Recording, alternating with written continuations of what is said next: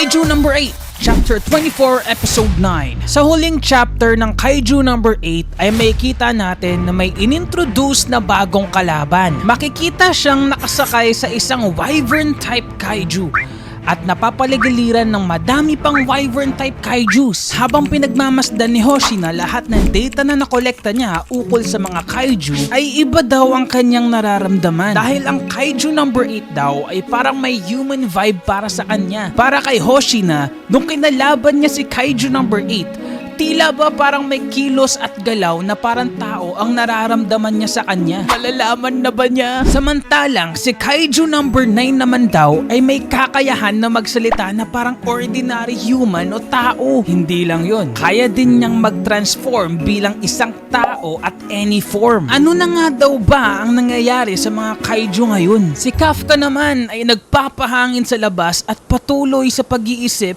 ukol sa 1% na expectation sa kanya ni Vice Commander Hoshina. Agad naman niyang sinampal ang sarili niya sabay sabing, "Hindi ko sila bibiguin!" Para kay Kafka, one step ahead closer na daw siya patungo sa kanyang mga pangarap. Pabalik na nga sana si Kafka sa kanyang kwarto para matulog at magpahinga. Ngunit, Baka pagpahinga na rin.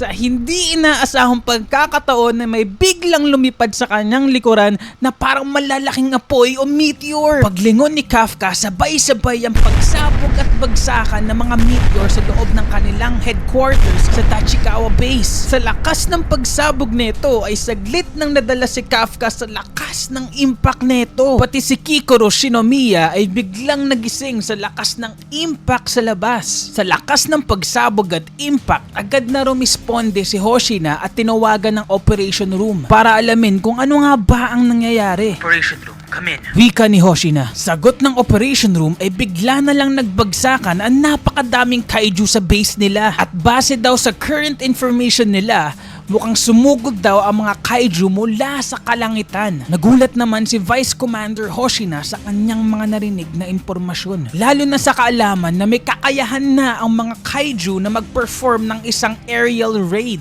Hindi lang yun. Dagdag pa ng operation room ay kada isang kaiju na sumugod sa kanilang base ay nasa 6.2 to 6.4 fortitude ang level. At dahil sa taas ng fortitude levels nila ay kinaklasify na nga daw nila ito bilang isang Honju class threat. Para sa hindi mga nakakaalam, Gaano nga ba kalakas ang isang Honju na kaiju? tulad ng sabi ng operation room kanina, ang isang Honju na kaiju ay may fortitude level na 6.0 pataas at ay kadalasang pinakamalaki sa lahat ng mga kaiju. Hindi lang yon. Ayon sa data, kinakailangan ng isang buong platoon of defense soldiers para lang matalo isa sa kanila. At isang captain or vice captain lamang ang kaya tumalo nito ng solo o mag-isa. Kaya napakatindi ng problema na hinaharap ngayon ng Tachikawa Base. Habang kausap ni Hoshina ang operation room, Ay nag-iipon na ng isang napakalakas na blast ng isa sa mga kaiju at ibinuga sa isa sa mga building ng Defense Force. Dahil sa blast ng kaiju ay agad nang nalunod ang Tachikawa Base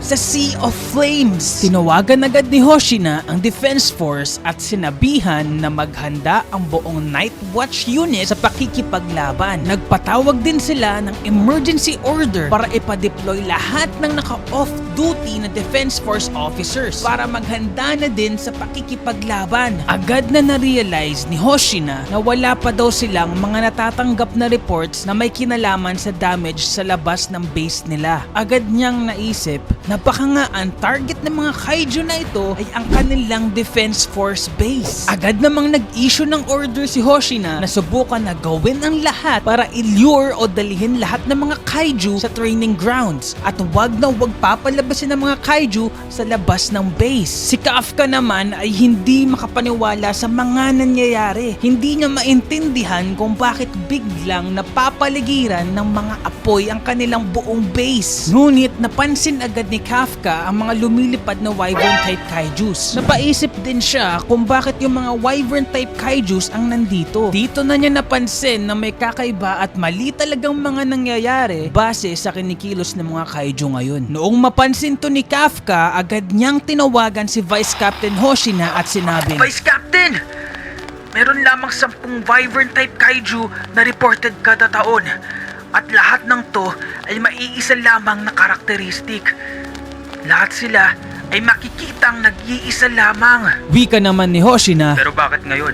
Nagpakita sila ng sama-sama na parabang nasa iisang grupo. ang sagot ni Kafka, iisa lang daw ang ibig sabihin nito, na may iisang napakalakas na kaiju ang kaya mag-control sa mga prideful na Wyvern-type kaiju na ito. At bukod dito ay may talino at kakayahan din siyang pasunodin at utusan ng mga Wyvern-type kaiju at tumayo na bilang kanilang leader. At dito na nga nagpakita ang tinutukoy na napakalakas na kaiju leader kay Vice Captain Hoshina. Wika naman ng bagong kalaban na kaiju, Target found. sagot naman ni Hoshina, Kafka, sandali lang. May kailangan lang gawin.